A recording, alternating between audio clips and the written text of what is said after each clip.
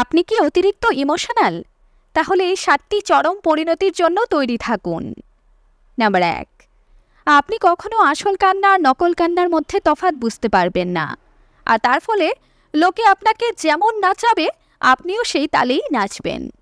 Number 2, আপনি আবেগে ভেসে গিয়ে একতরফা বিচার করবেন। দুতরফের গল্প কখনো শুনতে চাইবেন না। যাকে সাপোর্ট করার তাকে বিনা বিবেচনায় অন্ধের মতো সাপোর্ট করে যাবেন। নাম্বার 3, আপনি নিজের ইমোশনকে প্রাধান্য দিতে গিয়ে বাস্তবকে ইগনোর করবেন, আর এই কারণে আপনি নিজে ক্ষতিগ্রস্ত হবেন। নাম্বার 4, আপনাকে ঠকানোটা খুব সহজ হবে। লোকে চাইলেই আপনাকে ঠকাতে পারবে। নাম্বার 5, কিছু মানুষ নিজে আপনার সাথে অন্যায় করবে, তারপর আবার আপনাকেই উল্টো বুঝিয়ে অনুশোচনায় ফেলে দেবে। নাম্বার 6, আপনাকে ইমোশনাল ব্ল্যাকমেইল করে একদল আপনাকে অন্যের বিরুদ্ধে সহজেই ব্যবহার করতে পারবে।